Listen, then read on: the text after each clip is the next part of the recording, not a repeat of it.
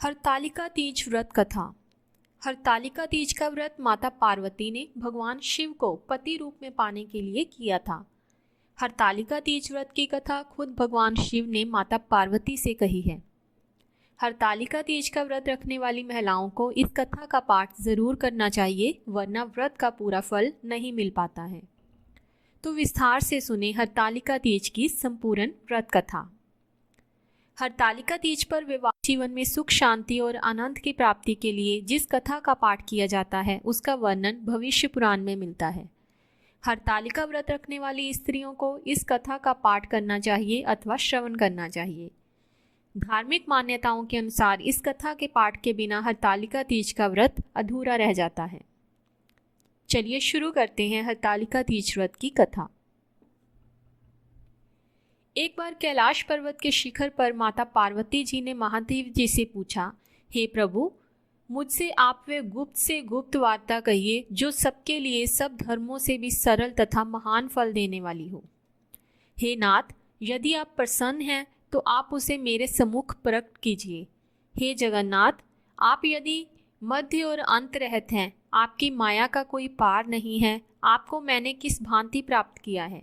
कौन से व्रत, तप या दान के पुण्य फल से आप मुझको वर रूप में मिले, कृपया करके बताइए। महादेव बोले, हे देवी, सुनिए, मैं आपके सम्मुख उस व्रत को कहता हूँ जो परम गुप्त है।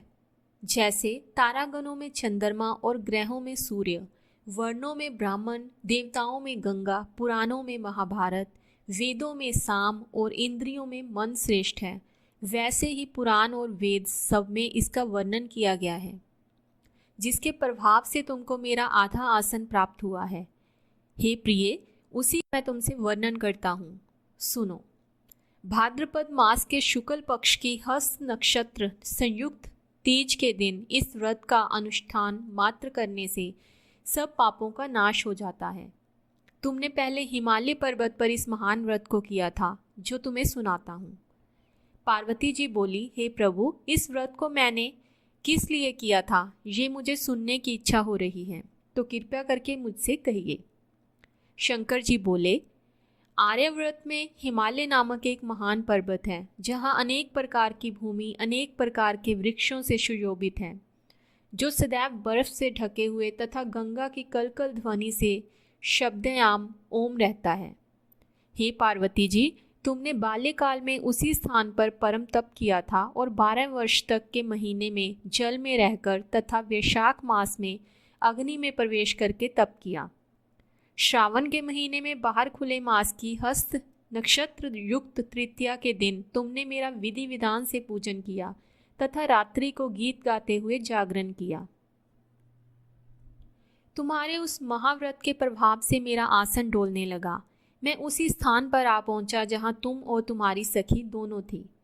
मैंने आकर तुमसे कहा, हे वरानने, मैं तुमसे प्रसन्न हूँ, मांगो तुम मुझसे वरदान में क्या मांगना चाहती हो। तब तुमने कहा कि हे देव, यदि आप मुझसे प्रसन्न हैं तो आप मेरे पति हो। मैं तथास्तु ऐसा कहकर कैलाश पर्वत को चला गया और तुमने प्रभात होते ही मेरी उस बालू की प्रतिमा को नदी में विसर्जित कर दिया। हे शुभे, तुमने वहां अपनी सखी सहित व्रत का पारायण किया। इतने में तुम्हारे पिता हिमवान भी तुम्हें ढूंढते ढूंढते उसी घने वन में आ पहुंचे। उस समय उन्होंने नदी के तट पर 2 कन्याओं को देखा तो वे तुम्हारे पास आ गए और तुम्हें हृदय से लगाकर रोने लगे और बोले, बेटी, तुम इस सिंह व्याधि युक्त घने जंगल में क्यों आई हो? तब तुमने कहा, हे पिता, मैंने पहले ही अपना शरीर शंकर जी को समर्पित कर दिया था, लेकिन आपने इसके विपरीत कार्य किया, इसलिए मैं वन में चली आई। ऐसा सुनकर हिमवान ने तुमसे कहा कि मैं तुम्हारी इच्छा के विरुद्ध ये कार्य नहीं करूँगा। तब वे तुम्हें लेकर घर और वापस लौट आए और तुम्हारा विवाह मेरे साथ कर दिया। हे प्रिय, उसी व्रत के प्रभाव से तुमको मेरा अर्ध आसन प्राप्त हुआ। इस व्रतराज को मैंने भी अभी तक किसी के सम्मुख वर्णन नहीं किया है। हे देवी, अब मैं तुम्हें ये बताता हूँ कि इस व्रत का ये नाम क्यों पड़ा। तुमको सखी हरण करके ले गई थी, इसलिए हरतालिका नाम पड़ा। पार्वती जी बोली, हे स्वामी, आपने इस व्रतराज का नाम तो बता दिया, लेकिन मुझे इसकी विधि और फल भी बताइए कि इसके करने से किस फल की प्राप्ति होती है। तब भगवान शंकर जी बोले, इस स्त्री जाति के अत्युक्त व्रत की विधि सुनिए। सौभाग्य की इच्छा रखने वाली स्त्रियां इस व्रत को विधि पूर्वक करें।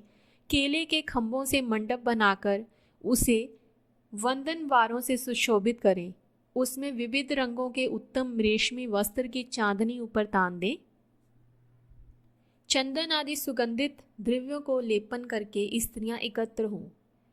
शंख, भेरी, मृगंध आदि बजाएं। विधि पूर्वक मंगलाचार करके श्री गौरी शंकर की बालू निर्मित प्रतिमा स्थापित करें। फिर भगवान शिव पार्वती जी का गंध, धूप, पुष्प आदि से विधि पूर्वक पूजन करें।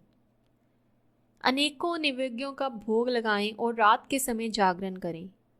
नारियल, सुपारी, जमवारी, नींबू, लौंग, अनार, नारंगी आदि ऋतु फलों तथा फूलों को एकत्रित करके धूप, दीप आदि से पूजन करके कहें, हे कल्याण स्वरूप शिव, हे मंगल रूप शिव, हे मंगल रूप महेश्वरी, हे शिवे, सब कामनाओं को देने वाली देवी, कल्याण रूप तुम्हें नमस्कार है।